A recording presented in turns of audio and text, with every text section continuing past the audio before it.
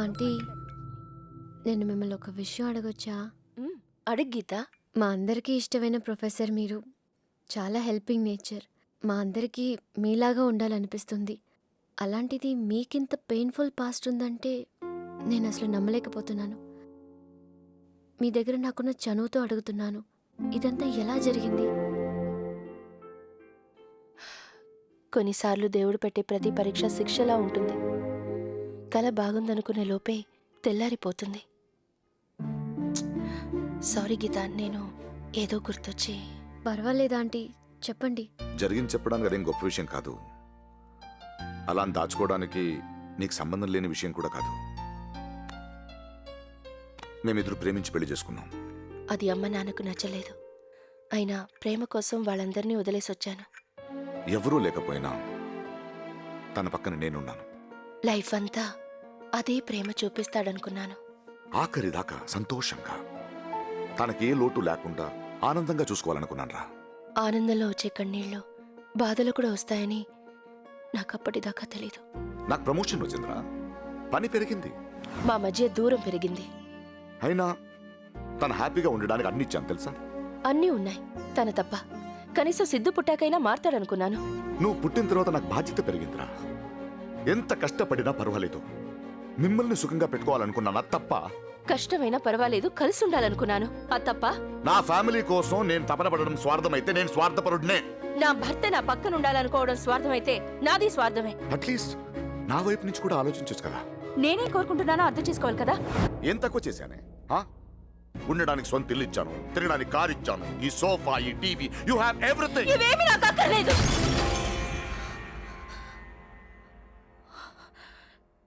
నాకు నువ్వు కావాలి ప్రకాష్. నాకేడుపొస్తే కన్నీళ్లు తుడిచే ప్రకాష్ కావాలి. 10 ఏళ్ల క్రితం నన్ను ప్రేమించిన ప్రకాష్ కావాలి. ఇప్పుడు ఏం చేయాలి నేను? నీ చేయి పట్టుకుని పార్క్ చుట్టూ తిరగాలా, లేదా బైక్ మీద సినిమాకి తీసుకెళ్ళాలా? రా, ఒక రెస్టారెంట్కి వెళ్ళి కూల్ డ్రింక్ షేర్ చేసుకుందాం రా. రెస్టారెంట్కే తీసుకెళ్ళక్కర్లేదు. ఇంటికి వచ్చాక నేను చేసిన వంట తిని బాగుందని చెప్తే చాలు. ఇంటికి రాగానే 1 గంట సేపు వాడితో ఆడుకుంటే చాలు. మరి నేను ఉద్యోగం ఎప్పుడు చేయాలి? నేను ఉద్యోగం చేస్తున్నాను ప్రకాష్. నువ్వు ఆఫీస్కి వెళ్ళేదాకా నీకోసం, నువ్వు వెళ్ళాక వాడి కోసం పనిచేస్తున్నాను. నువ్వు ఆఫీస్లో అన్ని గంటలు ఎలా పనిచేయగలుగుతున్నావో తెలుసా? ఇంటి బాధ్యత నేను తీసుకున్నాను కాబట్టి. కాకపోతే నీకు జీతం ఉంటుంది, నాకుండదు. కనీసం ప్రేమైనా ఉండాలి కదా ప్రకాష్. కేవలం బతకడమే అనుకుంటే నేనొక్కదాన్నే బతకగలను. నేను చదువుకున్నాను ప్రకాష్, నేను ఉద్యోగం చేయగలను. వెళ్ళు, ఉద్యోగం చెయ్యి. ఒక్కరోజు కూడా ఉండలేవు. బయట బతకడానికి చదువు పొగరుంటే చాలదు, ధైర్యం కావాలి. ఎంత ధైర్యం లేకపోతే 18 ఏళ్లు పెంచిన అమ్మ నాన్నను వదిలేసి నీకోసం వచ్చేస్తాను. అవునులే, వాళ్ళనే వదిలేసావు, నేనొక లెక్క.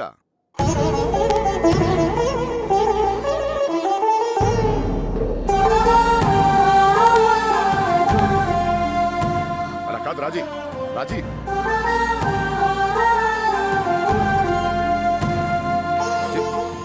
ఆగు. ఎక్కడికి తీసుకెళ్తున్నావు వాడిని? భర్తగా మీరు చేసే ఉద్యోగం మేము చేయగలం, కానీ భార్యగా మేము చేసే ఉద్యోగం మీరు చేయలేరు. అయినా వీడు మన ప్రేమకు గుర్తు. ఇప్పుడు నీ దగ్గర ఆ ప్రేమే లేదు, ఇక వీడెందుకు? రాజీ ఆగు, నా మాట విను.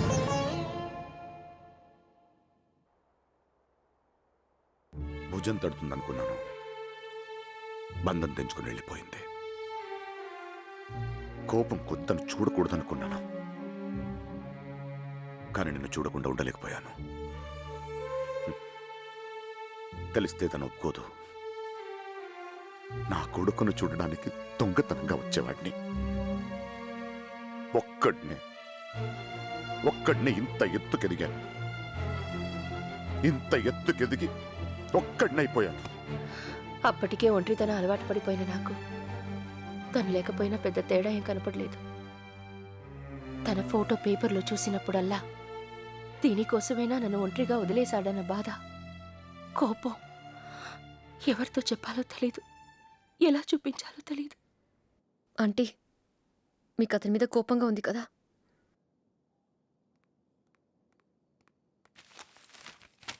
ఇదిగో అతని ఫోటో. కొట్టేయండి, క్రాస్ చేయండి ఆంటీ. అవును, నన్ను నమ్మండి, మీకు హాయిగా ఉంటుంది. కొట్టేయండి. నాకెవరి మీద కోపం ఉంటే ఇలాగే చేస్తాను. మీరు కూడా డెఫినెట్లీ బెటర్గా ఫీల్ అవుతారు. క్రాస్ చేయండి. హ్మ్. చేయండి.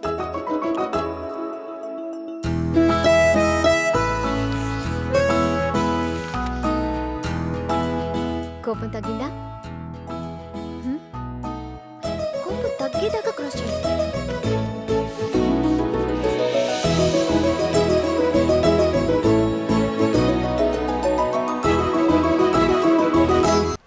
నాన్న ఫోటో ఎందుకు కొట్టిన చేసావు? అసలు నువ్వు వెళ్ళిన పని ఏంటి, నువ్వు చేసిందేంటి? నాకెవరి మీదైనా కోపం ఉంటే నేను అలాగే చేస్తాను. ఆ ఐడియా ఆంటీ కూడా హెల్ప్ అవుతుందని చెప్పాను. తను హ్యాపీగానే ఫీల్ హలో, అయ్యారు. నీకు ఆంటీ అయితే నాకు అమ్మ. తనకు న్యాయం జరిగిందని అనట్లేదు, కానీ నాన్న పడ్డ కష్టం ఏంటో వెంటనే తెలుస్తుంది. నీకు తెలుసా, విడిపోయిన తర్వాత అమ్మని ఎవరు వేలేదు చూపలేదు. ఎందుకంటే ఇలాంటి సిచ్యువేషన్స్లో సింపతి ఎప్పుడు మదర్కే ఉంటుంది. అట్లీస్ట్ అమ్మకి నేనున్నాను, నాన్నకి ఎవరు లేరు. పాప ఒంటరిగానే బ్రతుకుతున్నారు. I don't believe this. నువ్వు మీ నాన్నకి సపోర్ట్ చేస్తున్నావంటే నమ్మలేకపోతున్నాను. ఆంటీ చెప్పింది కరెక్ట్. అందరు మొగాళ్ళు ఒక్కటే. ఏ నాన్న గురించి తెలుసుకో అంటున్నాను అంతే. కొంచెం బుర్ర ఉపయోగించి మాట్లాడు. బుర్ర ఉపయోగించాల్సింది నేను కాదు, నువ్వు. అవును మరి, మాకు బుర్ర లేదు, నీకు మీ నాన్నకి బుర్ర ఉంది. ఫిట్టింగ్ పెట్టాడు కదా. మధ్యలో మా నాన్న ఎందుకంటున్నావు? ఆయన గురించి మాట్లాడే అర్హత నీకు లేదు. ఛ! పోవే, దిగి వచ్చింది సుబ్రహ్మణ్యం గారు అమ్మాయి. ఆయనకేమో పెళ్లి చేసుకోవడానికి అర్హత కావాలి, ఈవిడికి మాట్లాడడానికి అర్హత కావాలంట. నేను ఇక్కడ ఇంపార్టెంట్ ప్లాన్ ఆలోచిస్తుంటే ఓ మేమెందుకు కొట్టుకుంటున్నాం? అమ్మ నన్ను కలపడం మానేసి అమ్మ సుబ్రహ్మణ్యం ఇద్దరి మధ్య గొడవ పెట్టేదామనే. గీత గీత గీత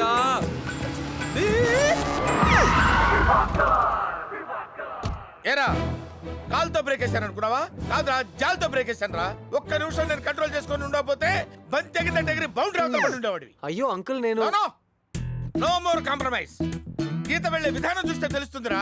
అమ్మాయి నువ్వు ఎంత టార్చర్ పెట్టావో, ఎంత హింస పెట్టావో. నా వెంట పడద్దు మొర్రో, నా వెంట పడద్దు మొర్రో అని మొత్తుకుంటుంటే కామన్ సెన్స్ లేదురా. కామాంధుడా. గీతకెవరో లేరనుకున్నావు కదూ? దివాకర్, గచ్చిబాలు దివాకర్ ఉన్నాడు రా. నాకు తిక్కరేగిందంటే నిన్ను తఫా టిఫా చటా పుడా టేక్ కేర్, జాగ్రత్త.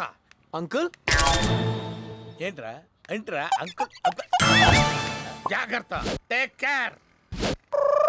కొంచెం ఇష్టం ఉంటే కొంచెం కష్టం అంటే ఒప్పుకోక తప్పదంటూ తగువే తగునా.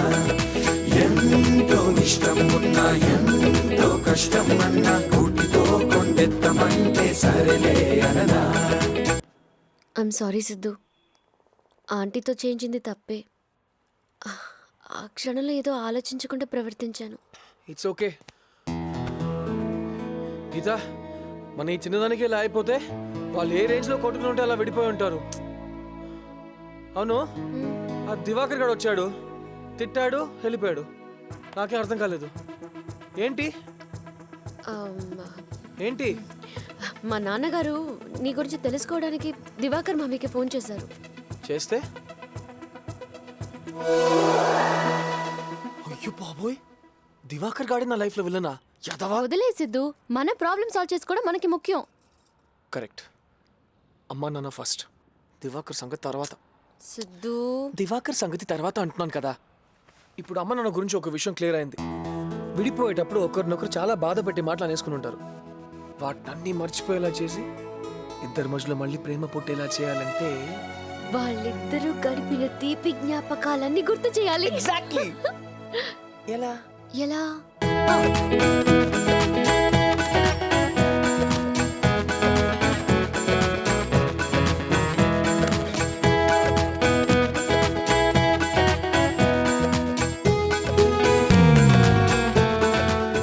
ఒరే, నీ బండేంట్రా అంత మురిగా ఉంది? తుడుచుకోవచ్చుగా. ఎక్కడమ్మా, ఆ బంగారాజ్ గారికి అసలు టైమే లేదు.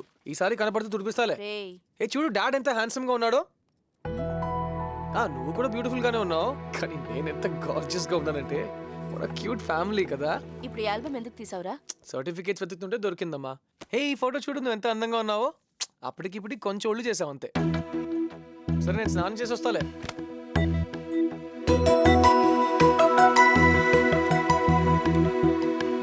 Hello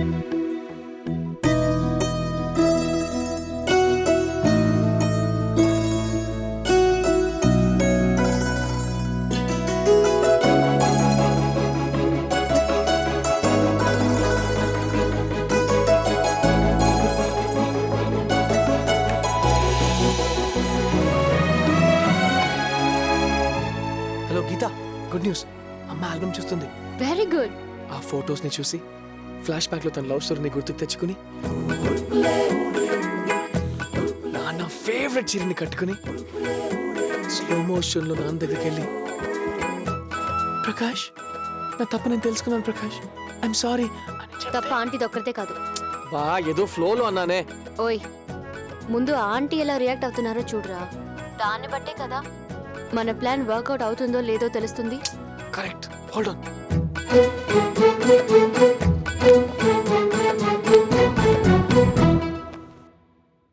something is happening. నువ్వు ఒక పని చెయ్యి.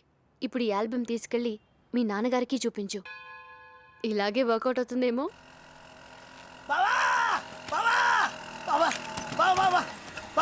సూపర్ ఐడియా బా. ఈ ఐడియా నీ జీవితానికి నీ లైఫ్ నే మార్చేస్తుంది. ఐడియా అంట ఐడియా. బావా మళ్ళీ ఇలా పిలిచావంటే ఇదిచి కొడతా. బావా తూ ఎదవా. ఐడియా ఎవరా అంటే కొత్త మమ్మీ డాడీని సెట్ చేస్తావరా? ఎదవా ఎదవా. వీటితో మనకు పనుండొచ్చు. ఏ బంగారం, దా కూర్చో, సరదాగా బయటికి వెళ్దాం. నేను రాను. ఏ మనలో మనకు ఫీలింగ్స్ ఏంట్రా? దా రాను. పోనీ ఒకటి చెప్పు, నా కళ్ళు అమ్మ పోలిక నాన్న పోలిక? మీ అమ్మ పోలికే. ఇది చాలు, నువ్వు సూపర్ రా, నువ్వు టాప్. అసలు నువ్వు FBI CBI ఇంటెలిజెన్స్ లో ఉండాల్సిన వాడివి. సరే వాళ్ళతో మనకెందుకు, దా కూర్చో. ఆ, హ. ఇన్ని మాటల తర్వాత సిగ్గు శరం లేకుండా నేను నీ బండి మీద ఎక్కను. నేను రాను. మానే దారిలో బార్కి వెళ్దాం అనుకున్నాను. బంగారం రానన్నావు. బారన్నావు బారన్నావు. నువ్వు రానన్నావు. నేను ఎలా అన్నానా? కన్ఫ్యూజ్ అవ్వకరా. నేను కన్ఫ్యూజ్ అయ్యానా? దా. మీ డాడీ దగ్గరికి తీసుకెళ్తాను. Hi dad. హాయ్, కూర్చో. నీకు సపరేట్గా చెప్పాలా? What will have? జ్యూస్ తాగుతావా? వద్దు అంకుల్. నిన్ను కాదురా. ఏం వద్దు, థ్యాంక్స్ డాడ్. మరి నువ్వు? నిన్నే. ఒరేయ్, వాడిని రెండోసారి ఎందుకు అడుగుతాను రా? నిన్నే. సారీ అంకుల్, కన్ఫ్యూజ్ అయ్యా. నీ కన్ఫ్యూజన్ కదా, ఆ. పొద్దున్న నుంచి ఈ కన్ఫ్యూజన్తో నన్ను కన్ఫ్యూజ్ చేస్తున్నాడు. ఆ. మొన్న ఏంట్రా అన్నావు నాతో? ఏ. నా కళ్ళు అమ్మ పోలిక అన్నావు కదా. ఏరా, వీడి కళ్ళు నా పోలికేనా? సేమ్ టు సేమ్ పోలిక అంకుల్. ఏ భయపడకురా, నాన్నే కదా, ఫ్రాంక్ గా చెప్పు. నీకు దండం పెడితే వదిలేరా. ఇన్ఫాక్ట్ వాడి చెప్పిందే కరెక్ట్ అని ప్రూవ్ చేయడానికి మన ఫ్యామిలీ ఆల్బమ్ కూడా తీసుకొచ్చాడు. చూపించు. మీరు ఒకసారి చూసి చెప్పండి నాన్న. చచ్చా, నేను చూసి చెప్పడం ఏంటి? నాకు తెలియదా నా కొడుకు కళ్ళ గురించి? Same to same uncle. బంగారి, టెన్షన్ అవ్వకరా, ఏం లేదు. మీరు ఒకసారి చూసి కరెక్ట్ గా చెప్తే పాపం వీడి కన్ఫ్యూజన్ క్లియర్ అయిపోతుంది. అవును కదా?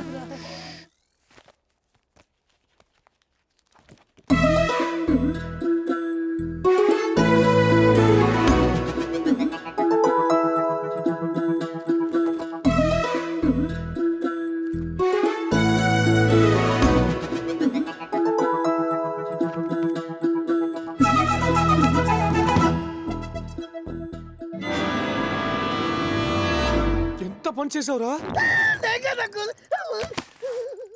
ఎవరు చేశారో నాకు తెలుసు.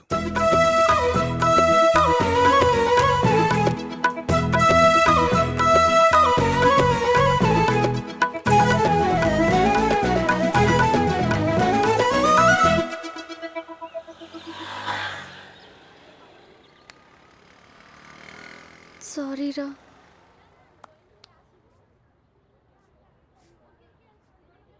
తూ ఎదవట, తూ ఎదవట.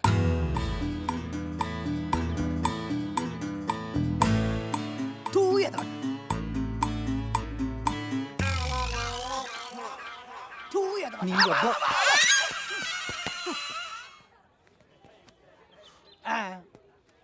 తూ ఎదవట.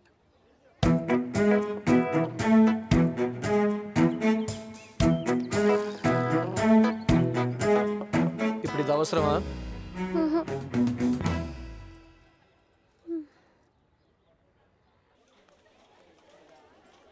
గీత, మొన్న నీతో మాట్లాడాక ఐ ఫెల్ట్ సో గుడ్. చాలా రిలీఫ్ అనిపించింది. Thank you so much Geetha. It's okay aunty. అవును, ఈ మధ్య ఇంటికి రావట్లేదేంటి? ఈ రోజు రావచ్చుగా. ష్యూర్ ఆంటీ, వస్తాను. Okay bye. గీత, మొన్న నువ్వు చెప్పిన ఐడియా భలే వర్కౌట్ అయింది. ఏది? టిష్ టిష్.